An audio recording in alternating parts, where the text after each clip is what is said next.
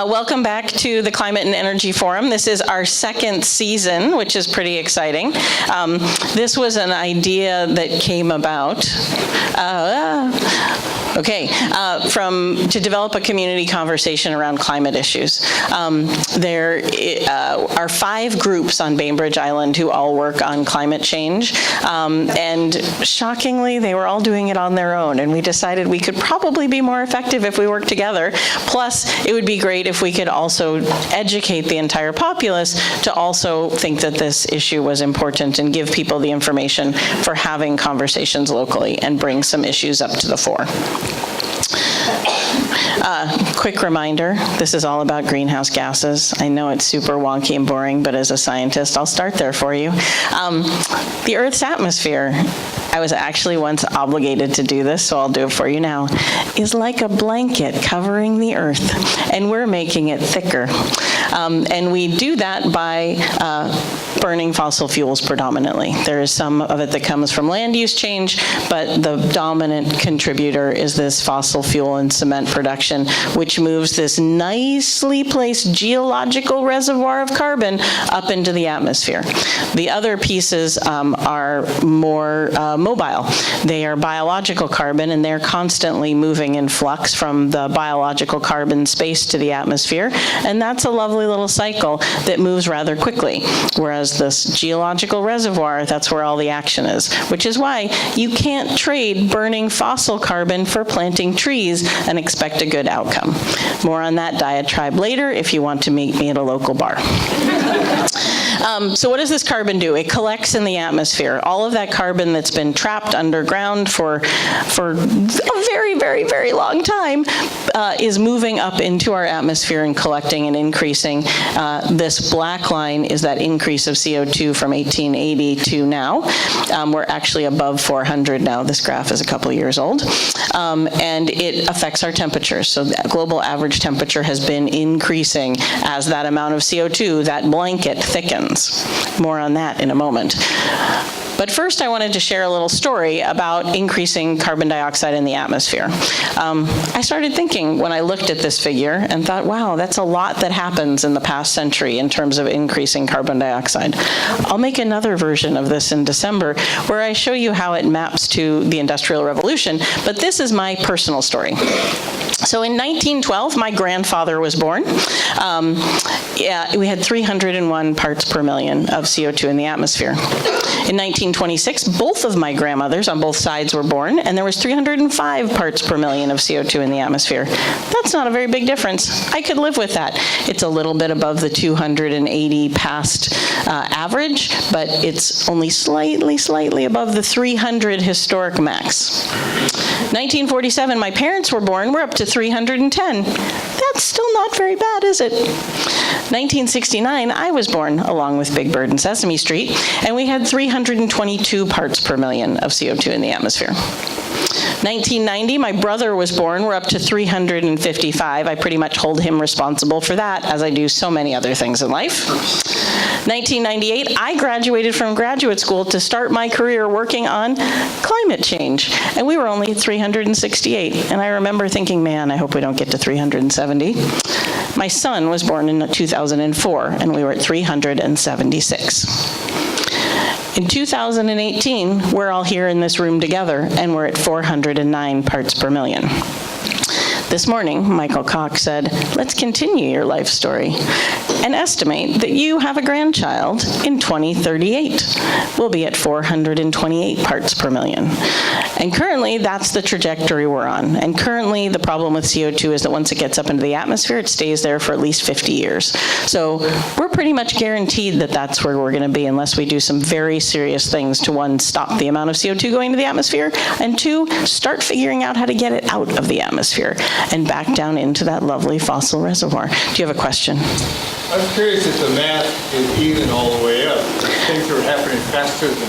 Oh, the math is not even all the way up. It is an exponential curve. I did not pick evenly placed things. Had we gone with my parents' method of having a kid every 21 years, it could have worked out beautifully. But they stopped after 2. Thank you. Where do they measure this? So the measurements of atmospheric CO2 are done in a few places. The dominant sites have been in Hawaii at high elevation, and there's a site in Antarctica on the Palmer Peninsula. Those are the two dominant sites. Lovely story written about Dr. Keeling, who is the person from UC San Diego who did all these measurements, and you can look at the political challenge to get these data. It's pretty dramatic. I can hook anyone up with that article if they give me their email address. Okay, so all of those effects hit everything that affects us. Increasing CO2 not only increases temperature, it changes precipitation, it causes sea level, it acidifies the ocean, and it affects everything that touches our lives, whether we see it directly or not.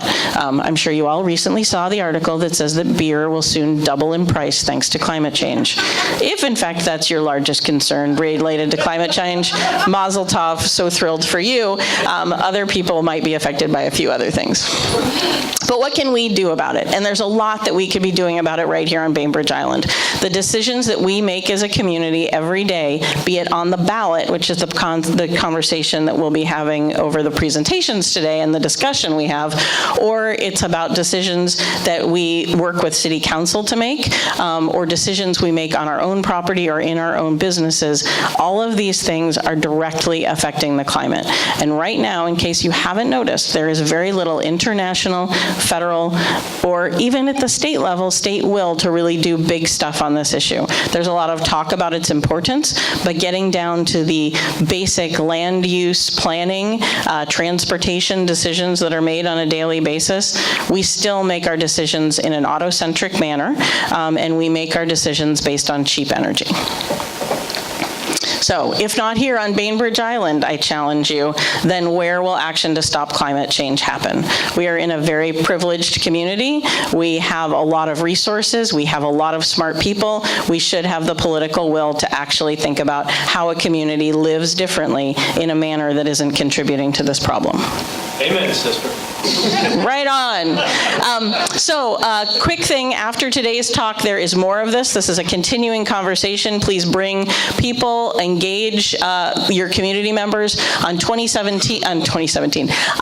17th, there'll be a conversation with local businesses combating climate change. We'll have examples from the Town and Country Market, from Bay Hay and Feed, and from Davis Studios, the architect firm that built the first phase of GROW that is a net zero development. And we also have started this year a partner series called Movies That Matter. So if coming to a talk and learning facts depresses you, perhaps you'd like to see it in a movie. The first movie will be happening on November 1st. That'll be Happening, a clean energy revolution made by the son of Robert Redford, who is never going to have his own name. We're just going to call him that forever. And that is being done at the Linwood Theater. Mike Cox negotiated access to the Linwood Theater for that night by the very kind owner of Linwood Theater. So that will be showing there. The remainder of the films we'll be doing at the Bainbridge Island Public Library. Unless people love the Linwood Theater, and maybe we can make that happen more often. But that's our plan for now. So we have flyers about that are out in the entry, and you can see those. Okay, today's panel. I'm happy to have people representing both the SAFE Mobility Levy, and for those of you who did not know that SAFE actually stood for something, it does. It's the Safe Access for Everyone Mobility Levy, which is a Bainbridge Island initiative put on the ballot by City Council to improve transportation. And Demi Allen, who is an active transportation advocate, and he does a number of other things that he's not officially representing here today, will be presenting on that. And then we have Kim Powell from Puget Sound SAGE. What does SAGE stand for? Nothing. Right on. So that's just SAGE. She is the interim executive director. I'm actually not. You're not anymore? No. The website still says that. Oh, does it? It does. At a date, I'll tell Pierce. So I'm essentially the co-director here. Right on. Kim Powell, co-director of Puget Sound SAGE, which will make up something that stands for, is here to talk to us about Measure 1631, which is the carbon emissions fee option for the state of Washington. I myself am a fan of cap, and pay, so I think that is a nice initiative that we should all be considering. And without further ado, we have a question. Yes, could you introduce introduce yourself?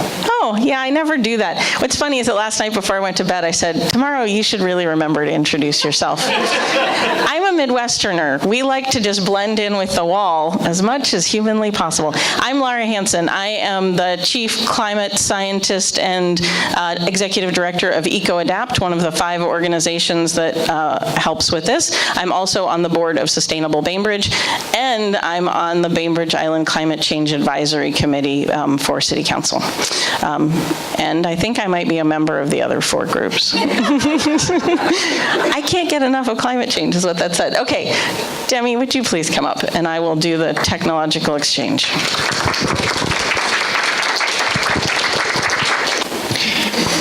So thank you very much. I'm glad to be here and glad to see friends from Grow Community and from my environmental book club and other folks to talk to you about the Safe Mobility Levy. I look forward to, hope you'll come away with a much better understanding of what it's all about and what it can do.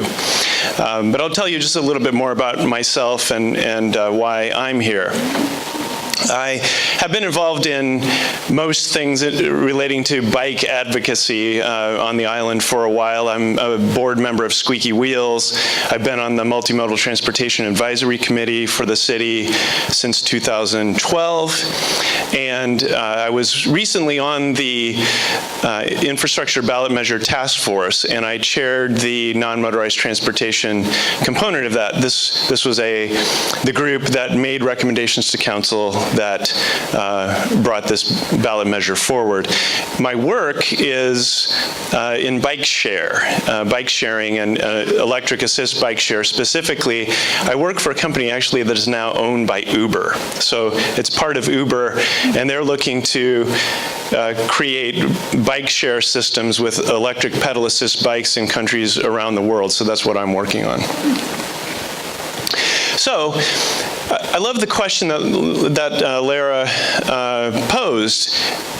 If it can't be done here, if we can't do things differently on Bainbridge, where could we? We've got progressive-minded folks who want to be doing things in a way that has a small footprint on the earth, and so there's a real opportunity to do something different here.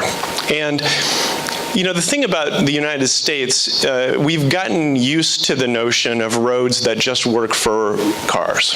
And we think that's the way things are.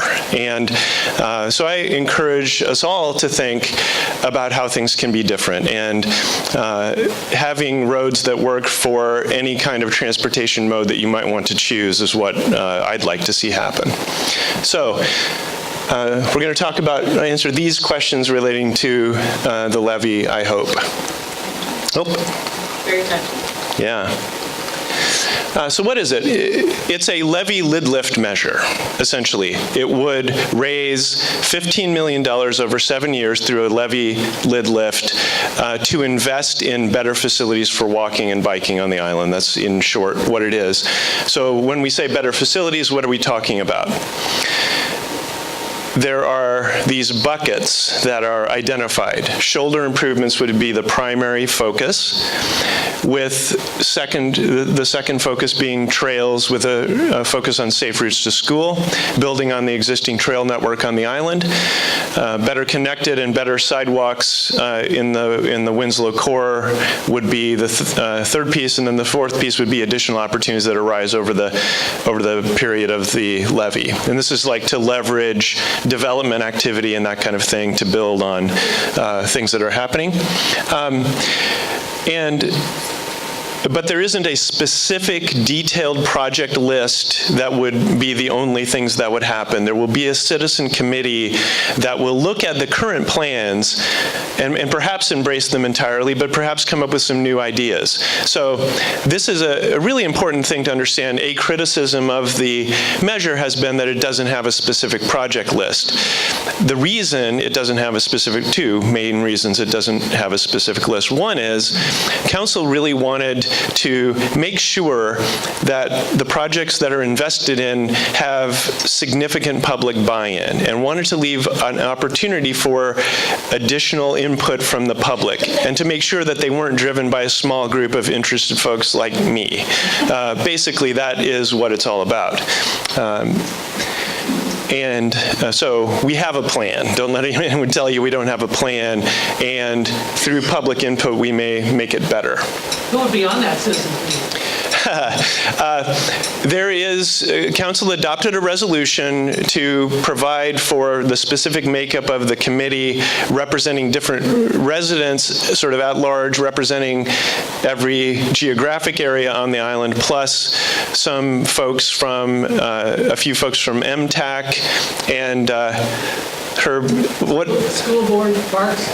Okay, so representation from stakeholder groups, city council, but most of the members are just going to be individual residents. They've already been selected. They have not been selected, but the makeup, the general makeup of the committee has been defined. MTAC. MTAC is the Multimodal Transportation Advisory Committee, the committee that advises council on non-motorized transportation issues. And who will select the committee? City council will appoint them.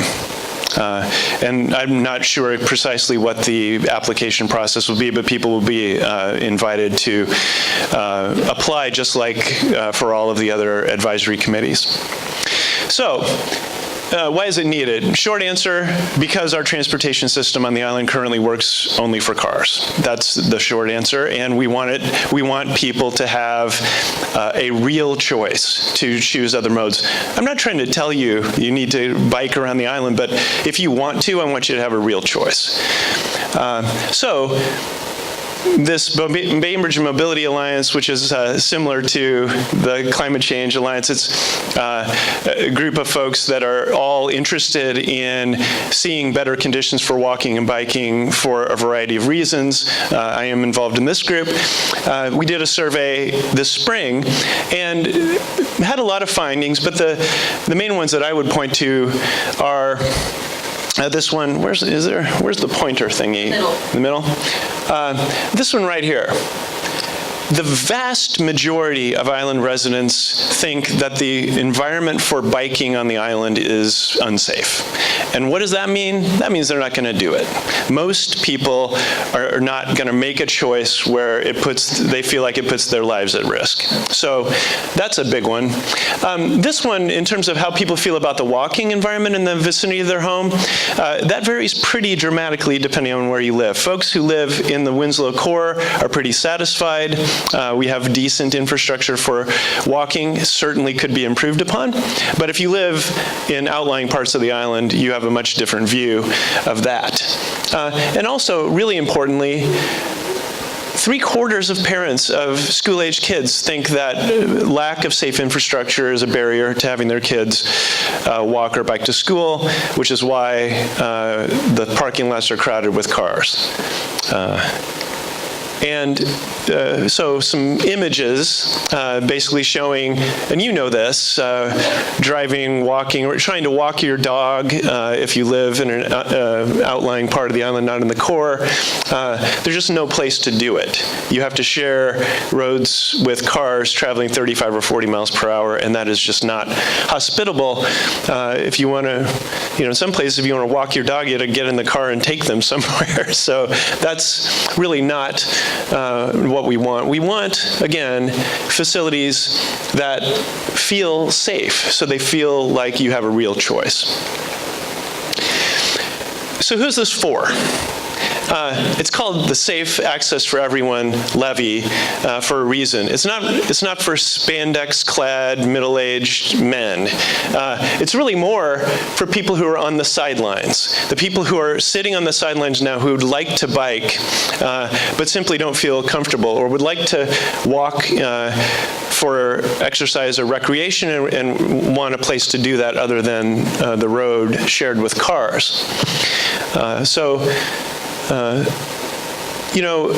If you look at the proportion of people in the city of Seattle, for example, who are biking now, roughly 80% of those folks are men. But if you look at the distribution, the gender distribution of biking in cities where they have great bike infrastructure, in Copenhagen, more than 50% of the bike trips are made by women. So biking is not an inherently male activity. But research shows that women are much more risk averse and much more concerned about safety. Smarter might be the way to put it. So basically, we're trying to create an environment where everyone has a choice about how they get around for a particular trip. And one thing you may be thinking is, all right, if we had great bike facilities, it's still awfully hilly on this island. I'm not going to ride a bike because it's too hilly. Well, there's this thing called electric assist bikes, which are going to make that possible for virtually everyone. So I think that's an important thing to keep in mind. Okay, so let's talk. We talked about the plan and the projects and that sort of thing. And this is my map. There are maps in the back here that you can study, and I'm happy to talk with you about them. We can't do everything we want to do is one thing that's important to recognize with this levy. This is not going to fully fund every project that we want to do, but we can make a big impact on the environment. So, for example, this little section right here, there's shoulder improvements being made on Miller Road right now, and here as well. This little gap, we can close that gap, and then we can build a climbing lanes along High School Road, so that a person who lives up in here could ride into town and back on high quality infrastructure the entire way. So connectivity is a critical piece of this. If you're going to prioritize investments, connectivity is going to be the #1 thing from my point of view. You don't want little pieces spread around the island that don't connect to each other. So that's shoulder improvements. And then, these green areas are existing trails. Many of you, we'll get right to that in a moment, many of you may be familiar with the existing network of trails, but a lot of folks don't know how good we already have it in terms of a trail network. And so this levy would fund trails to build on the existing network and really create additional trail connectivity. What was your question? You mentioned climbing lanes. Is that just a separate lane for bikes? So yes, along High School Road here, coming up from Fletcher Bay Miller Road. So it's a shoulder on the uphill side that enables bikes to get out of the way because of the differential speed. When you're climbing, you're going pretty slowly, and so being in the car lane, cars have to wait and that sort of thing. So it's a way to get the bike out of the way of the cars on the climbing uphill side. Yeah, of course. And then, so it's shoulder improvements and trails. There would be a few things that would happen in the Winslow core. An example, let's see, where am I? It's shown in the back. The Grove Avenue corridor. Lots of people living there in the Winslow core, and also the connection to the high school. Lots of people use that road now to walk, but there really isn't a place to do that. So there would be a greenway project on Grove Avenue as an example to improve those conditions. Yes. So getting back to the climbing lanes, on Miller compared to High School Road, I feel like there's nothing on Miller to separate like the bike from a car, but on High School, I feel like I'm separated from the car. So how wide is a lane? In places that's true, in other places it's less true, especially on the western section of it. So when we talk about shoulders, it's a great question, thank you for asking. We're basically talking about a 5-foot shoulder separated by ideally a 12 or 18 foot painted, or 12 or 18 inch painted buffer. So 5-foot shoulder with maybe an 18-inch or 12-inch painted buffer. That is the type of facility we're talking about. So there's plenty of room for a bike, and you can get, more than 3 feet away from the cars comfortably. Yes. Would they be doing anything on Sunrise Drive? Interesting question. Probably that would not be an immediate priority. Sunrise is it's an example of a road that obviously there are many people living along there, and the cars travel pretty quickly. But the reason Miller Road is being prioritized is that the volume of vehicles, we have data on the volume of vehicles, and Miller has a combination of relatively high speeds and really high volumes. And so probably it makes sense to prioritize based on those things. Yeah. Will you eventually create a map that will show kind of like, so people that don't understand risk will show roads that are more risky to bike on, and please don't bike there? Please repeat the question. Okay, can do. Thank you. I got it. So the question was, when we create maps in the future, will we identify places where people should be encouraged to bike, but will we have red zones essentially that show where you really shouldn't bike? Interesting question. I've actually not seen that done. But in terms of providing, I guess my hope would be that we'd eliminate those red zones. But interesting idea. Yeah. Innovators. Yeah, exactly. So I used to be one of those spandex-clad middle-aged men. Yeah. I commute to work every day.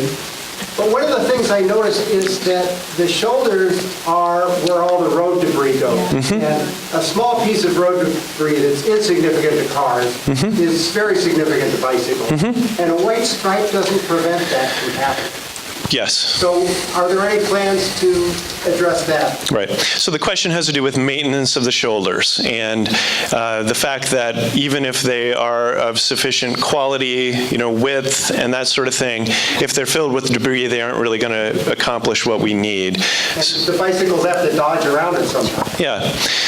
So, the bottom line is they have to be maintained, and that does require resources. That's a fact. And there's the See, Click, Fix tool, which can be used if you find an area that really needs attention. You can make that known to the city, and they will address it relatively quickly. But it's absolutely a legitimate point that unless the shoulders are maintained and kept clear of debris, they don't really have that much value. Or designed in a way that as the cars throw the debris, it collects where the cars are. Yeah. So I'm sorry to be taking so many questions during my talk, but we want to make sure we leave plenty of room for questions afterwards. So what's the cost? Let's be clear about this, and Doug and I were chatting about this previously. An interesting thing about our property taxes is that they go in a whole bunch of different directions, and they go to a variety of different agencies.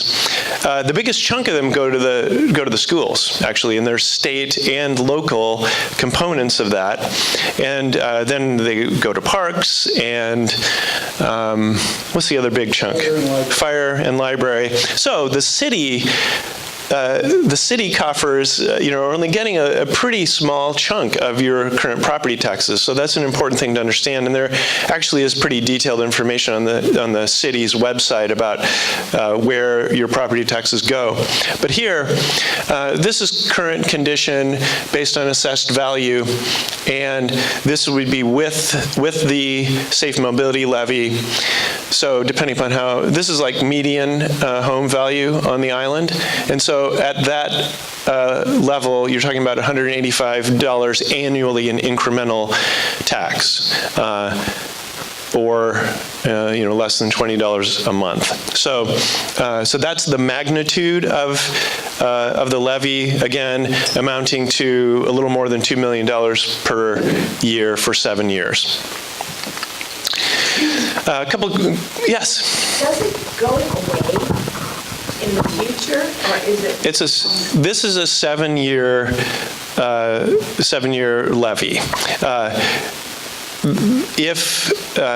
If the funds are used wisely, they make a big impact, and we see that there are additional things that we really want to do, the potential for a subsequent levy exists. I mean, if you look at Seattle and other cities, transportation levies have been in place, and there have been sequential levies in Seattle to fill the gap in funding for transportation. So that'll be up to the voters, obviously.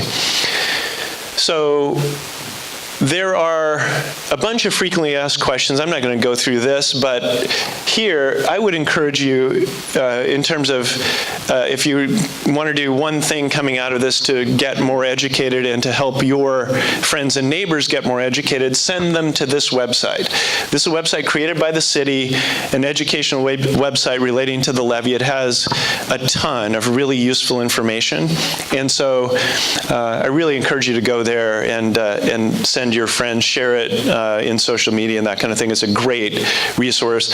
And I guess I believe, I mean, people will make their own decisions, but I believe if people have valid, complete information about the levy, most folks on the island will be in favor of it. That's my view. These are outside, we can pick these up. Yes, so there are flyers that have basic information as well as that website, so you don't have to write it down. Thank you, Herb. So we're going to save your question for the end? Yep. We've already done so well. Indeed. Okay. Would you care to move us along to 1631? Sure. Pull up your presentation. There you go. Thank you. Thank you. Good morning, everyone. I'm Kim Poe. As we heard earlier, I am working at Puget Sound Sage, which was one of the main authors. I was one of the main authors of this bill, for better or for worse, so you can yell at me if you have problems with it. It was a coalition of several groups across the state, including unions, scientists, teachers, nurses, environmental organizations, and I'm excited to talk to you guys about this today. I will say that I come from an environmental justice perspective, which is going to be a little bit different than I think traditional environmentalists. So I will be honest, you are not usually my crowd. I live in South Seattle. I usually am in much more diverse crowds, so be nice to me. And I have been to your island many times. I went to BGI when it was still here over at Islandwood and existed. So I have I'm going to do a quick poll before we start. How many of you have questions about how the funds will be spent? Okay.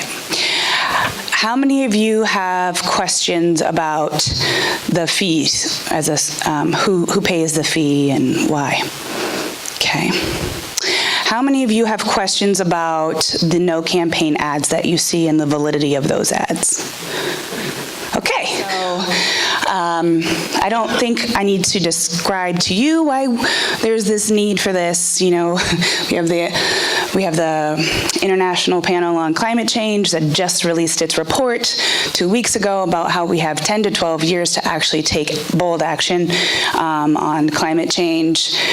We don't have a fire season really anymore. We have a fire year, and energy costs are going up. That's going to continue to be the truth. For people in my communities, it's even harder for us to be able to pay for those energy increases, and we're the ones who, because we live in lower income places, are usually in housing stock that is not as well weatherized, and we don't have the most up-to-date fancy stoves and ovens and all that. So we're the ones who could use the energy efficiency measures, but often what happens in our communities is when those upgrades happen, we are pushed out and we just go somewhere else that's not so well done. And then we all know what's happening in the White House. I don't really need to get into that, but we're not going to look to the feds for help. For a lot of people, this is a very exciting time for this legislation to possibly, this ballot initiative to possibly pass. I was just in San Francisco yesterday. People are very excited about watching what Washington is doing, to have a coalition, to do something that is a cap and fee, no trading. And for a quick primer, why not cap and trade? Because when you trade, it just goes to low-income communities. You aren't actually reducing the carbon emissions, and the people who have already been bearing the brunt of poor environmental policies continue to be burdened. So that's why we did this. This is a broad coalition. I'm not going to get into 732 and the difference, but we'll just say that 732 did not have that same broad coalition. There were good things about it, and there were things that I personally felt were lacking. Was that a prior? That was a prior initiative, yes. So what does the initiative do? So touchy. So this is really the crux. We're putting a fee on big polluters. We're using that, so it's a revenue-generating fee. A fee versus a tax, why that? A fee cannot be pillaged and put on anything you want. So if it had been a tax, then the legislature could say, you know what, this is great, we're gonna put it to fund the gap in education funding. So a fee has to be used at the juxtaposition of the problem and the solution. So there's a very deliberate thing. We also believe that in order to move to a new energy future, we actually need to make investments, because I don't know if you have seen big oil and gas making those investments. I have not seen them making those investments. So we need to be able to actually do that in order to actually transition to the next green economy. There are three major buckets, the first of which is the 70% that will directly fund energy infrastructure. So I'm not going to read these to you because I'm assuming you all can read, and so I can send this to you later and we can ask about it, but so I just want to make that little point. So this could be anything from, as you see, building the energy structure. It's really important that we are, this is going to be creating jobs. There's going to be different ways that people can access this in order to start building in their communities the infrastructure necessary. Clean water and forests. Why is that? Carbon sequestration. I can't say the word. Sequestration. I did it. That's really important. We're not going to build our way out of it. We have some really wonderful carbon sucks in our state already. We need to make sure that we continue to have those. I think that's why a lot of people love Washington, is because of our natural resources, and it's more than just beauty. It's actually performing a real service to us. And then local communities. This education is really important. People need to understand why this is important. The Alliance worked very hard with Native communities who really were pushing that as well. And we also need to make sure that the infrastructure that is built is actually built in the communities where people, as I said earlier, are already affected, and not, no offense, starting here in Bainbridge Island, where I hope you guys can do it yourselves first. So another way to say this, right? So I just wanted to show the breakdown of how it works. One of the things that I am personally very proud of is the Just Transition Fund, which is something that has not been in any other legislation or proposal that I've seen. What is that? Why do you think oil workers would be against this bill? They threaten their jobs. And nobody wants to not be able to feed their family, right? Same with coal workers, right? Nobody wants to get black lung, but if you have a family, you want to feed them, you want them to have a better life than you. If we don't give people an opportunity to transition to a different job, they're going to fight against their own interest, right? So I think it's very important and unique that we have a Just Transition Fund so that we're able to support families. So some people will be retiring, some people will be retraining. There's an opportunity for folks not to lose their livelihood in a Just Transition Fund. And frankly, this has been one of my arguments for years. If we don't have an alternative for people, what do you expect them to do, right? So I'll start with that. I don't know if you have any questions here. The idea is that we will reduce 20 million tons of pollution, create over 40K jobs, and improve the public health and safety of all of our communities. And when I say all of our communities, I do mean that. I don't know if you've heard of Majora Carter. She's an activist out of New York. In her neighborhood, there are a disproportionate number of manufacturing and polluting sites, and there was one park, as opposed to Manhattan, which does not have any of that. And she talks about how, people of color, low-income people, we are the canaries in the coal mine, right? So just because the pollution is currently concentrated in our neighborhoods, and an example being, I don't know how familiar you all are with the Seattle geography, but I'm assuming folks know where Georgetown and South Park is, and people know where Ravenna is. Did you know that there is a 14-year life expectancy difference between those two neighborhoods? That's pollution.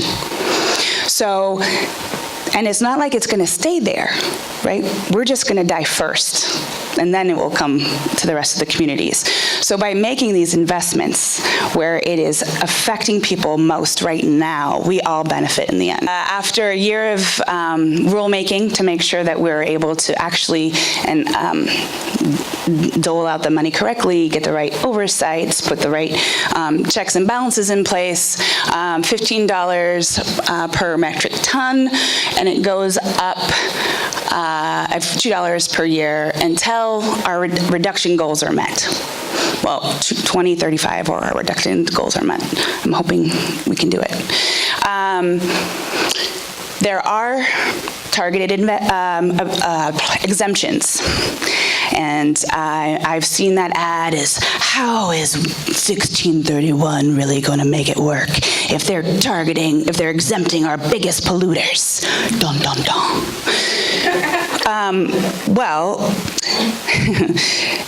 What they don't tell you is that there was an agreement with with this part of the state of Washington and some of the state's biggest environmental organizations that is scheduling a closure of those plants.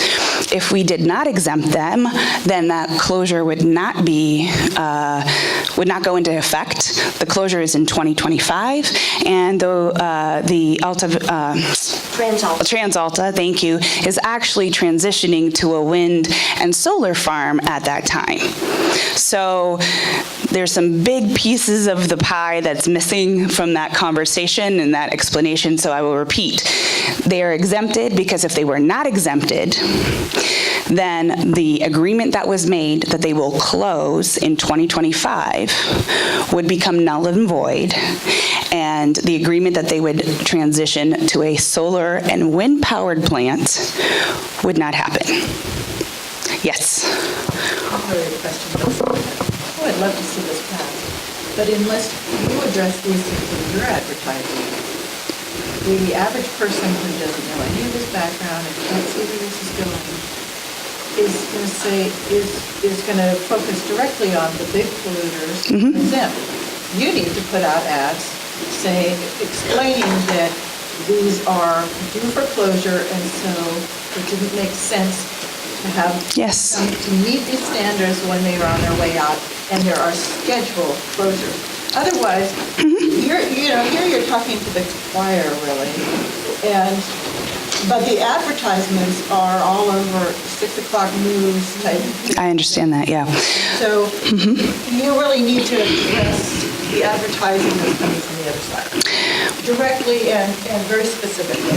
The other side is being funded by over 99% by oil companies.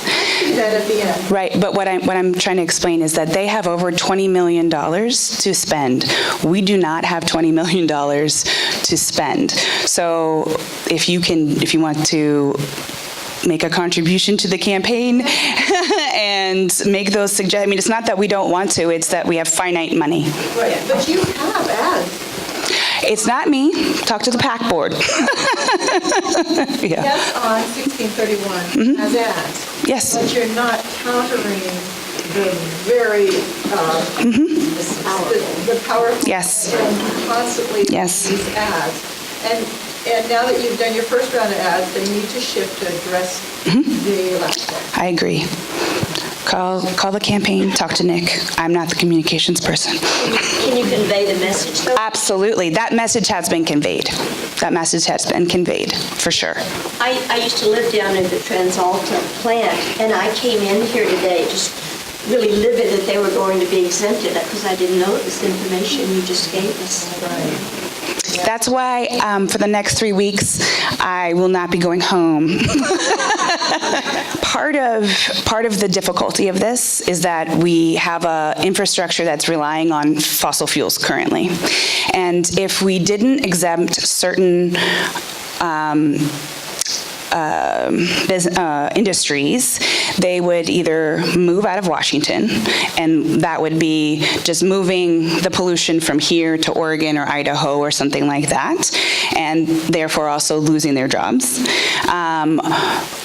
Or it would make, well, that's actually the biggest issue.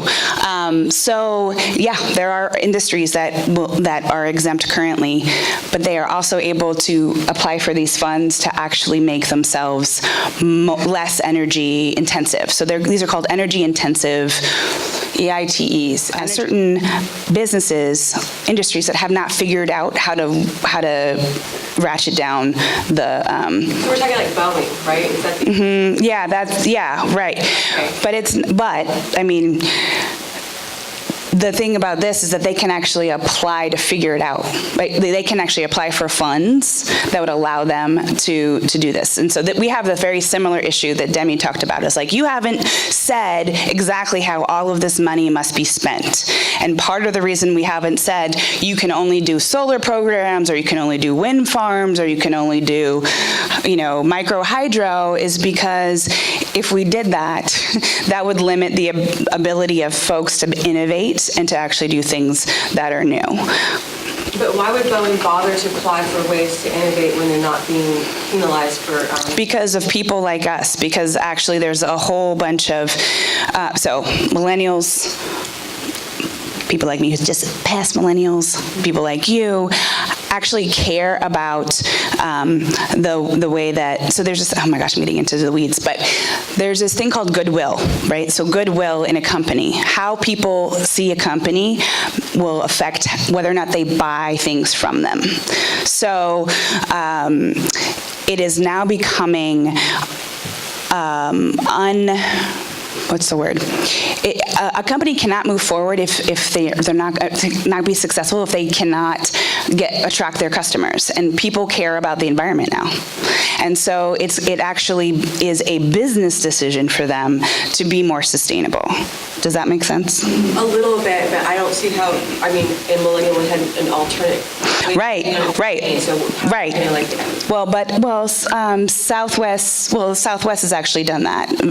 Is working on fuel-efficient planes. Virgin America was working on a solar plane, I believe. So, yeah, so there are innovations happening. It is happening, yes. Okay, that makes sense. Yeah.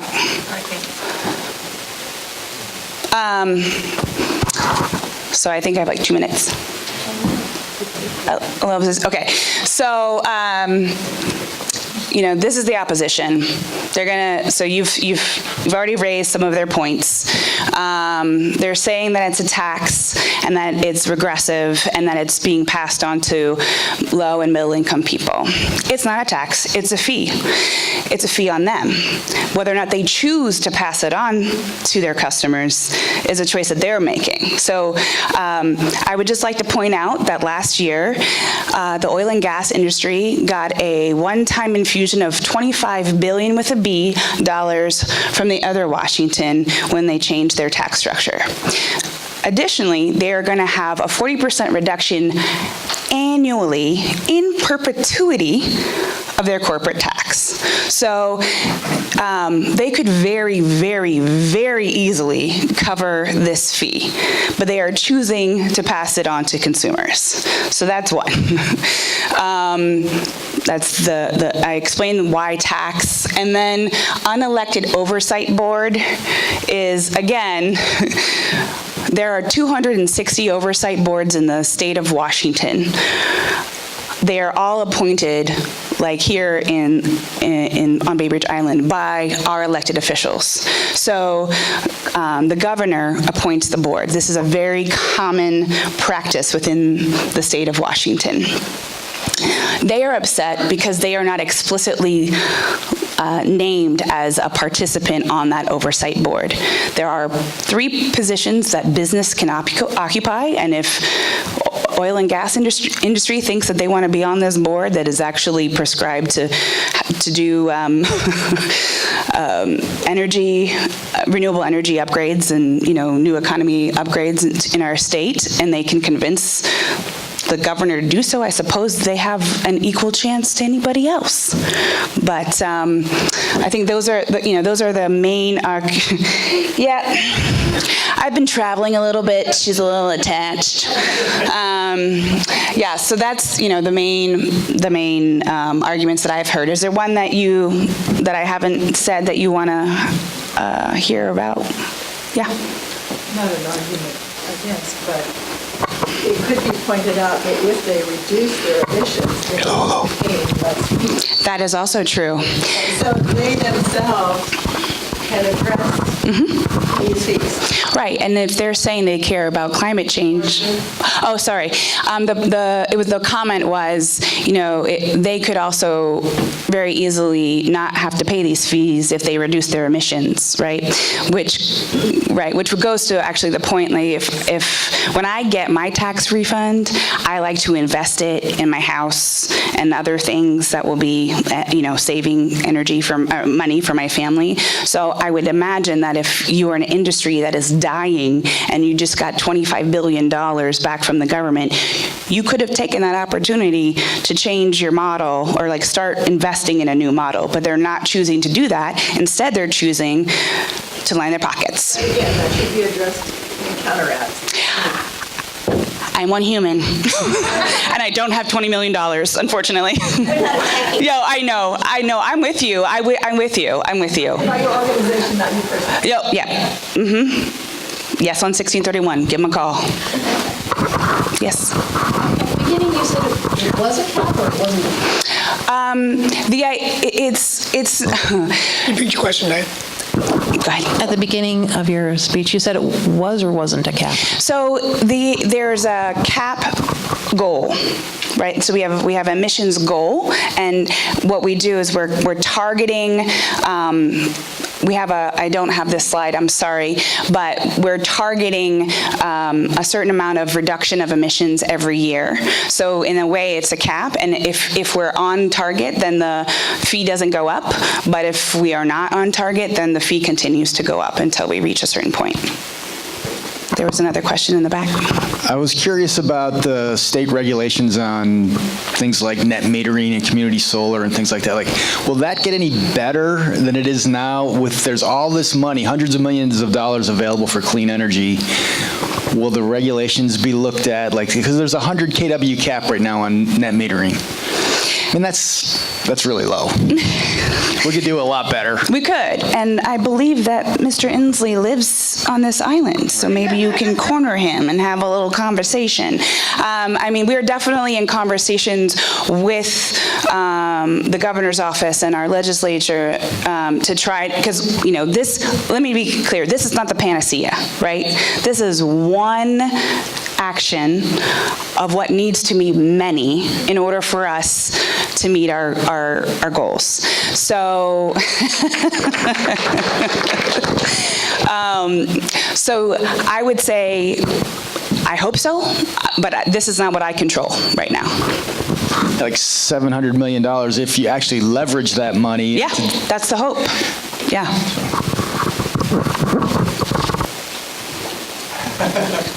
Yes. Yes.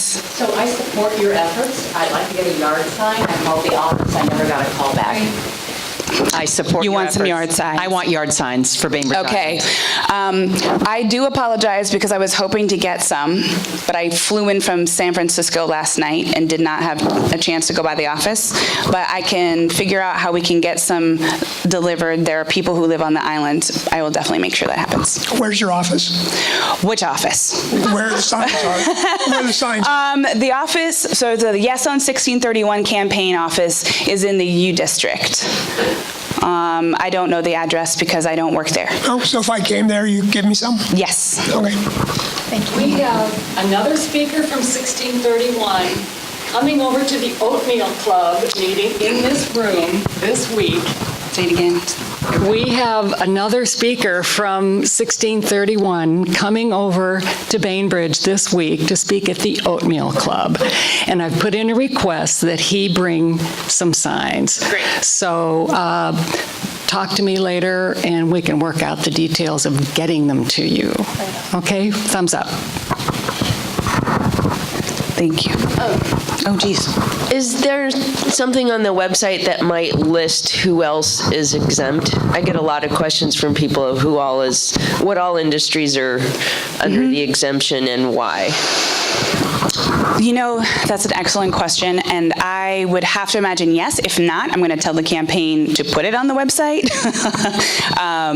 But I would go there. I'm sorry, I work at a different organization, and I'm not as steeped in the.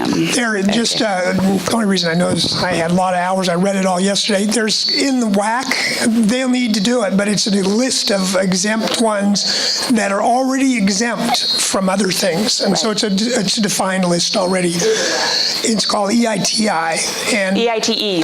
Excuse me, Washington Code of Regulations or some wacky thing like that. So it's defined in statute what those are. The statute has the list. I understand that Alcoa is exempt, but and that's always been a very high energy process to make aluminum. I actually I'm so desperate on this issue. I'm taking it upon myself just to walk around the ferry starting on Monday when I come home to talk to people and advocate for this. And I want to know if the following statement makes sense. Okay, so with if we implement this at the same time that this becomes implemented, these large corporations like TransAlta, they're finished in 2025. We also have 4 coal mines in Montana. The first 2 are taken offline in 2022, and the second 2 are taken offline in 2027. So at that point, which is basically only, let's say, 8 years away, the biggest polluter at that point is us. It's our vehicles. Am I correct in saying that? It's our vehicles. Yes. And it comes down to the will and the gut of every single individual in the state of Washington. And either you are going to rise up and seize this moment to do what has to be done, or Or you tell your grandchildren every single day that you didn't have that gut to stand up and do what has to be done. It's not India. It's not China. It's not big polluters. In 8 years, it's me. It's us. Every single one of us. Is that a correct statement to make? It is correct to say that transportation is the number one polluter. Yeah. Right now, I think it's 40%, if I'm right, 40 to 45% of greenhouse gases are from transportation. And before we go, I do want to say there was a recognition earlier that we are on Bainbridge Island, and there's a certain level of privilege here, represented here. And that there are people who do not have a choice. They do not have a choice about driving. They do not have a choice about where they live. And so, because they are very poor. And the gentrification that's happening in Seattle is pushing them outside of the urban core, which is where they could take transportation. And they're having to move farther away, and there is no public transportation for them to use. If you're poor, you don't get to buy a Tesla. You don't get to buy a Prius. You don't get to buy, the Leaf. Even if you have the Leaf, you may not have a charging station. I live in South Seattle. I happen to have the privilege of owning an electric vehicle, and I had to install my own charging station because there's nothing anywhere within 1.5 miles of my house. So if we want everyone to be able to have the opportunity to make this change, this is an opportunity for all of you to advocate when you see Jay walking down the street. And we're talking about electric vehicle incentives. Why does it have to be only for new cars? Why can't it be for used cars? Why can't we have some provisions where there is low electric vehicle density, that's the place where we start with those rebates? Can't that be some of the way that we spend the money? Absolutely. Absolutely. But this isn't the only thing, right? So there's, as I said earlier, there's multiple things that need to happen. Yes, ma'am. She hit on I have a passion too, and it's at the individual level. I work in South Seattle as a nurse. And I see food as medicine. I also see food as helping climate change.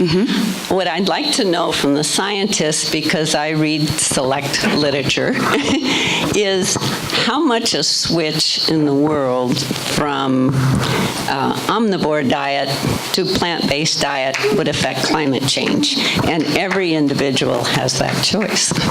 Yep, there certainly are the carbon footprint of raising meat as opposed to a plant-based diet is certainly much higher. The water footprint as well is much higher because there's that intensity. Additionally, the health benefits of not eating meat is an added bonus. Convincing the world that the cheap meat creation that we've made, which makes that an attractive source of protein for low-income communities and developing communities, is a big issue, and that's a similar perverse incentive to the incentives that exist for cheap fossil fuel use. But it would improve our greenhouse gas emissions to reduce the amount of meat. I don't know what the number is off the top of my head. I'd actually have to look at what it is. Mike, you knew the transportation number. Do you know the meat number? It's called enteric fermentation. It's about 5%. Well, no, it's not just the enteric fermentation. It's the whole. Right. I think last I looked, it was like 8%. I think. Yeah. Something like that in the United States. Now, if you go to other countries, it's right. On the fermentation part, I was just in Wisconsin, and they were doing something really cool where they're collecting all of the waste products from cows in that state, in Dane County, not in the whole state. And in Dane County, they're using it to power all of their snow plows and garbage trucks, so that they are using biological methane, making it no longer methane, which is a more potent greenhouse gas than CO2, and getting an added benefit. I'm not saying that that means we should eat meat because you can run garbage trucks.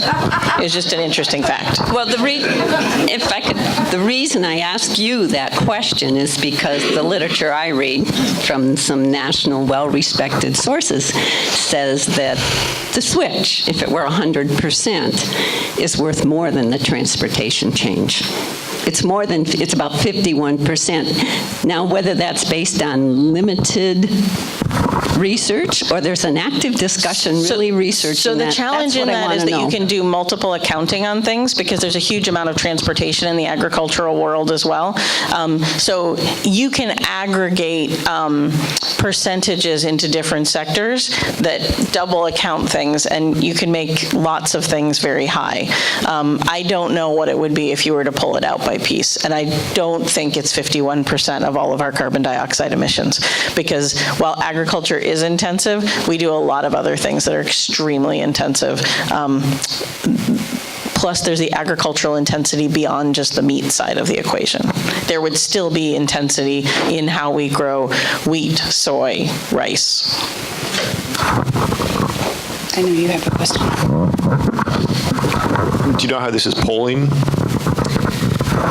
I don't know the latest numbers. I mean, it is polling towards yes, but it is tight.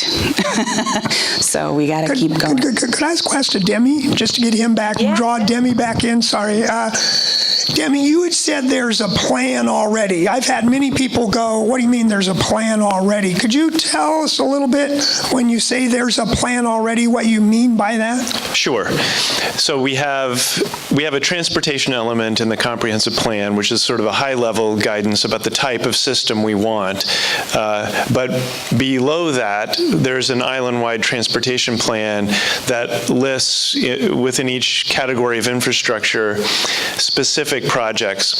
So we have a list. It's been developed over years, prioritized project list adopted by MTAC. That's mainly what I'm referring to. Yep. I had a similar question. You had a map up and you showed several projects. Yet at the beginning of your discussion, you were talking about how the new Citizens Advisory Committee would be suggesting several. So my question comes down to the dollars. And it's a 7-year fee, raising $15 million, right? That's correct. And so of that $15 million, how much is already tagged for those other projects that you have shown on the map? Okay, so a couple of things.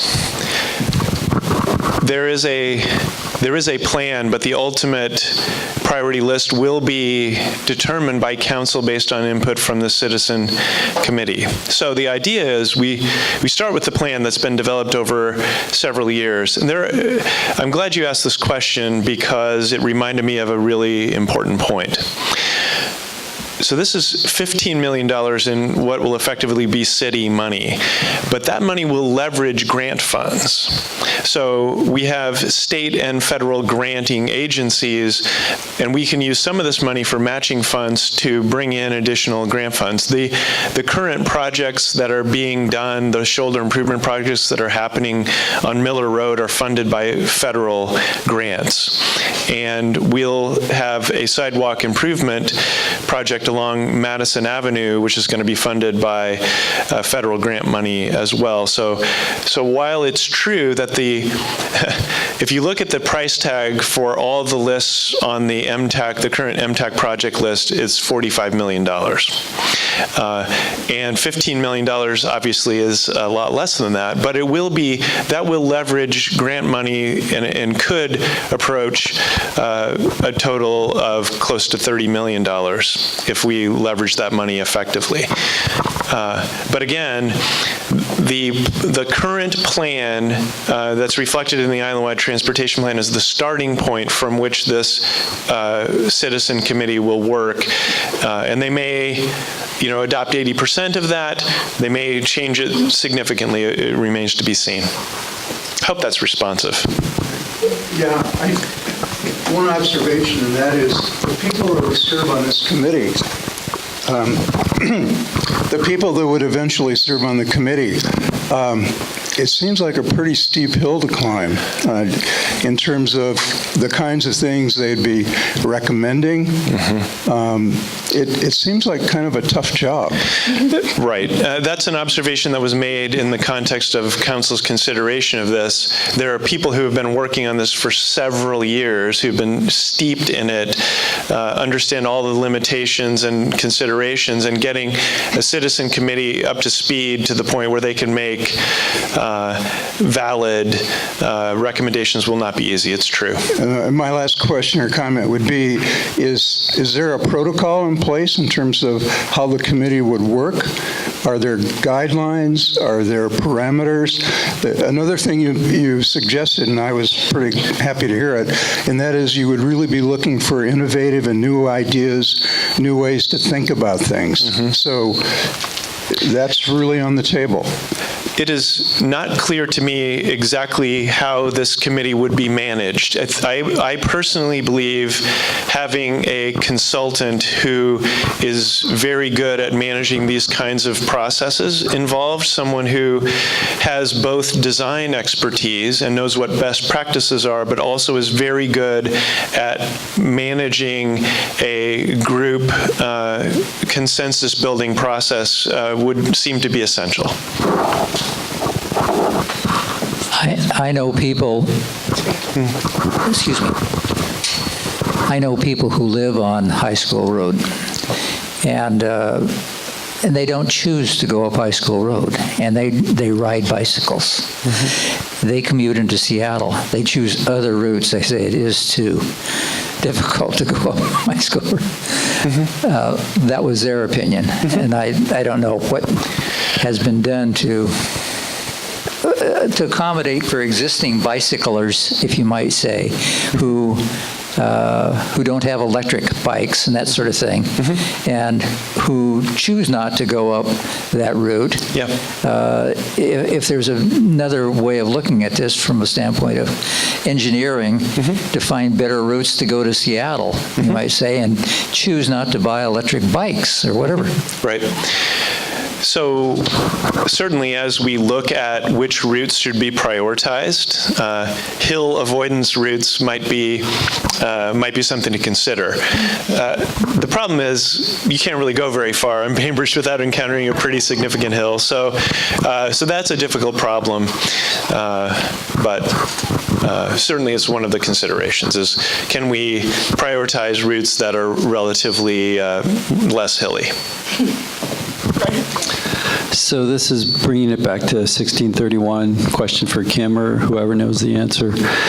So our electricity provider here on Bainbridge Island is Puget Sound Energy. They get 2/3 of their electricity. They generate it through fossil fuels. Puget Sound Energy spent, I think it was $125,000 against Initiative 732. Are they in this coalition that is funding the No on 1631 campaign, or have they made a statement about this? Do you know? I don't know if they're funding. I do know, and maybe does somebody else know? I do know we did try to work with them in crafting this, but they have not. They've not come out for it. I'll say that. And is all of Colstrip exempt from this tax, or part of the burners, or any of it? None of it is? No. Did you have something you want to say? No. Did you have something you want to say? No. Oh, yeah, okay. No, you answered. Yeah, no. Well, no, 1 and 2 are. Yes, 1 and 2 are, yeah. Because they're close.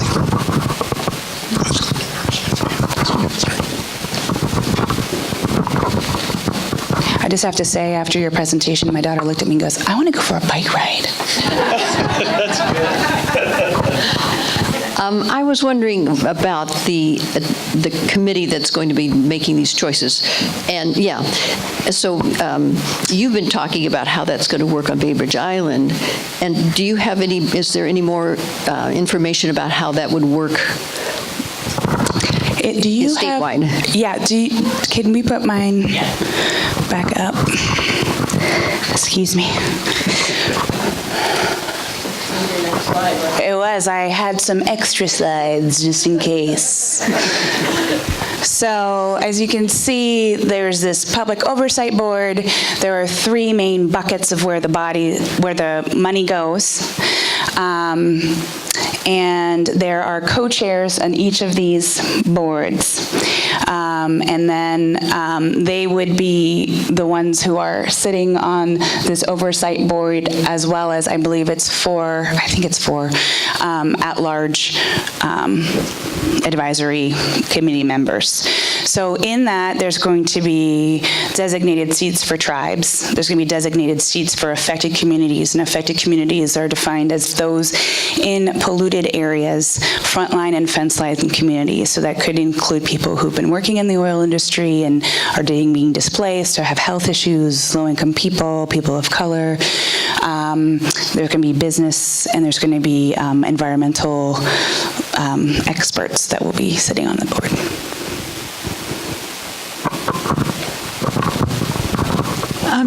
One point that hasn't been made yet is the connection between 1631 and the safe levy here, and I read about that connection on Sightline, where they said one without the other doesn't get us very far. That 1631 is tightly connected to local efforts to improve non-motorized mobility in all of our communities, one with the other. I personally have a lot of questions about the safe levy,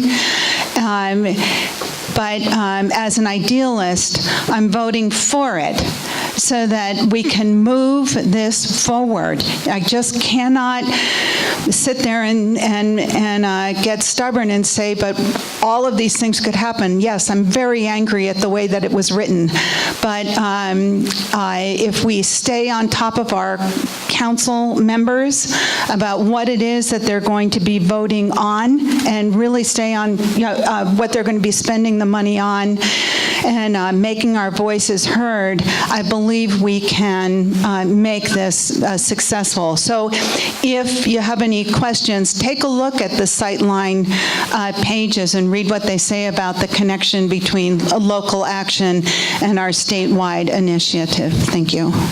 Thank you, actually, for that, and I don't know if you have anything you want to say, but I do want to say, because humans made this, I can't imagine either one of these initiatives are perfect. But if we let perfection be the enemy of good, we won't make any steps. And so, thanks. Yeah. That's right. We can't let the perfect be the enemy of the good. That's exactly what I was going to say. And we have people opposing the safe mobility levy because they think council is going to be too protective of trees when facilities are built, and they're going to compromise to save trees and build unsafe facilities. And there are people who are opposing the levy because they think too many trees are going to be impacted. So people are all over the place, but fundamentally, we need to improve conditions for walking and biking on the island. We need to give people a real choice to get out of their cars and get around in other ways. And yes, humans were involved, people with all kinds of different views, and that is a principle that applies to both of these measures for sure. But on balance, I think the choice is pretty clear.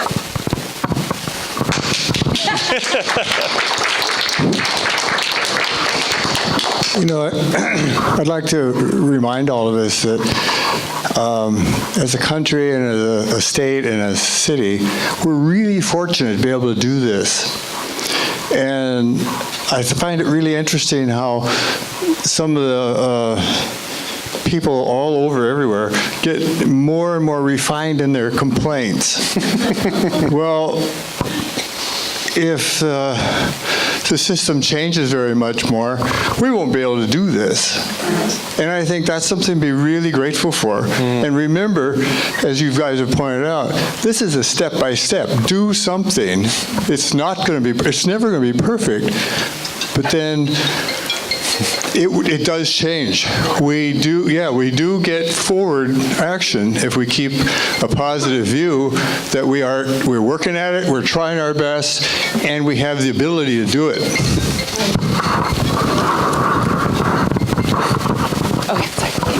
Can you give us a little soundbite for this initiative? I hear a lot of suspicion around any idea that your energy is going to be more expensive really upsets people, and that's what they're hearing in the no ads. And they're saying we're not going to vote for this because we can't afford any more increases in our energy bills, and we also have no idea where this money is going to go. So what's the best way to just help people understand that they don't need to be afraid of this in terms of it being too expensive for them personally?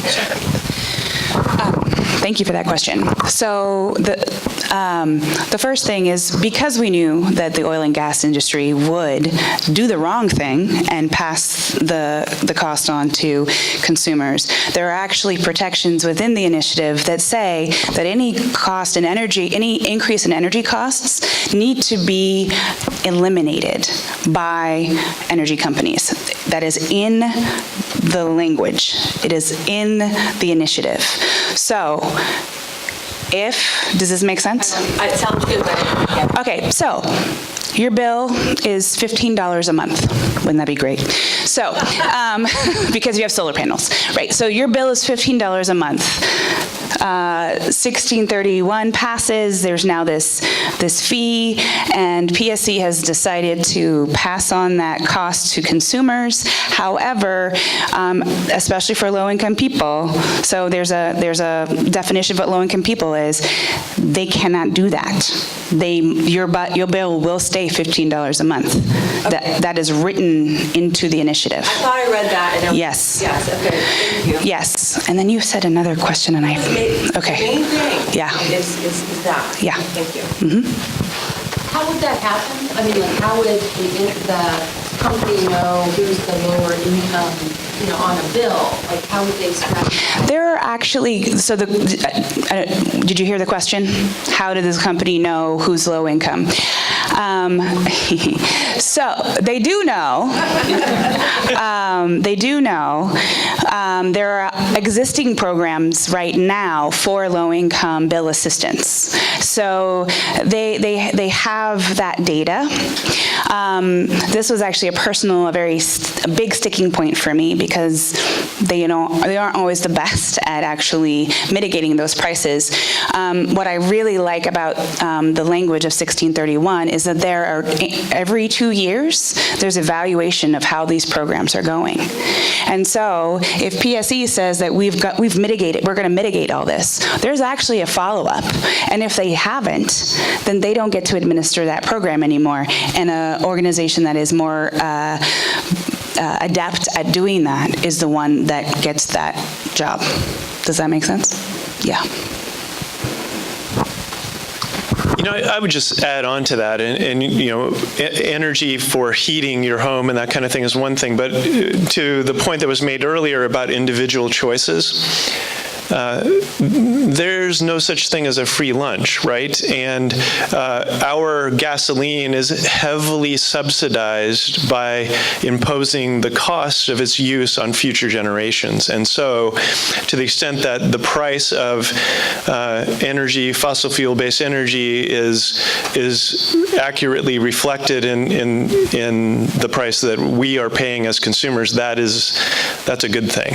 We ought to mitigate impacts on low-income folks, especially those who have no choice but to drive. But having that price reflect the actual costs is beneficial in my view. Are we not subsidizing the oil companies already? Have those subsidies gone away?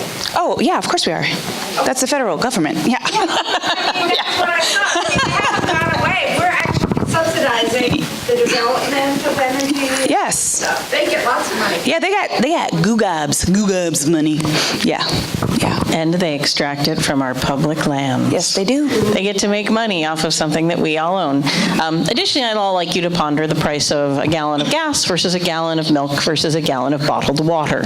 Which one of those is the most intensive to create? Which one of those is the cheapest? Staggering. Okay, so I'm going to wrap this up, but I'm hoping that our two speakers will stick around for a little bit so that we can ask them more questions.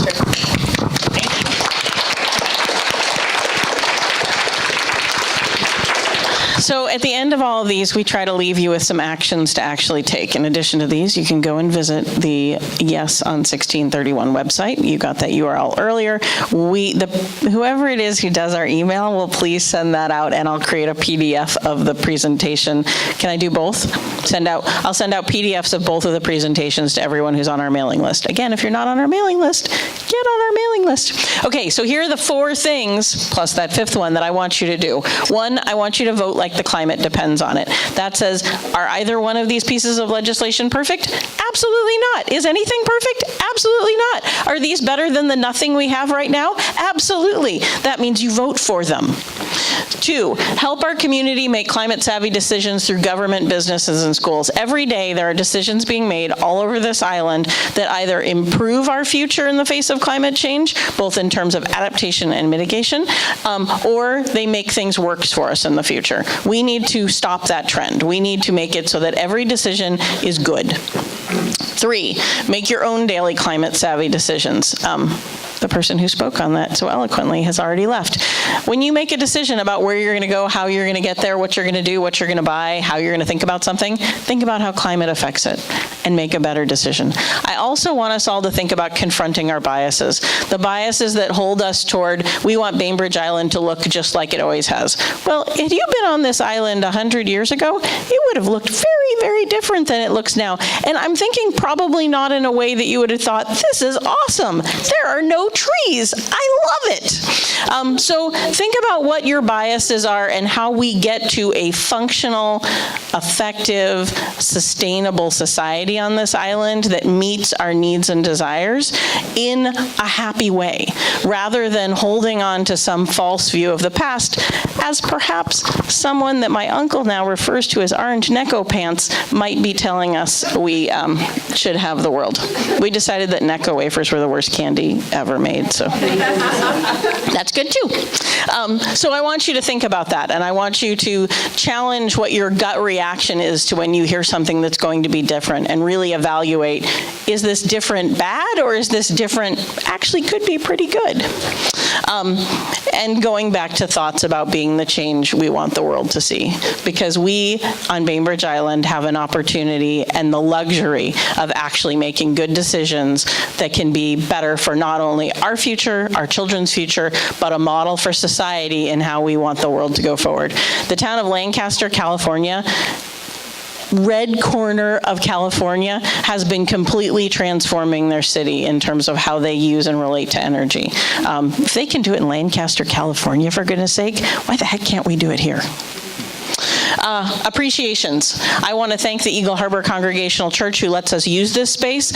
We do so in exchange for making a donation to help maintain the space. There is a donation bucket over there, which Herb is so elegantly demonstrating. So please help us maintain our access and use of this space.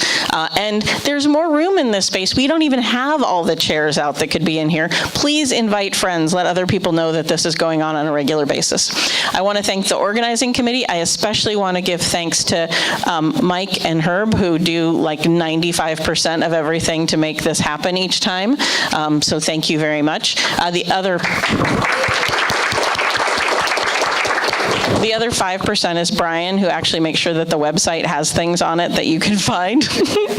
I want to thank our speakers, Kim and Demi. Thank you so much for coming and spending your Saturday morning with us and being fonts of information on details that not everyone clearly knew, least of all me. And thanks to all of you for spending your Saturday morning with us, making this a community conversation, and hopefully continuing to be conduits moving forward. forward. And we look forward to seeing you next month.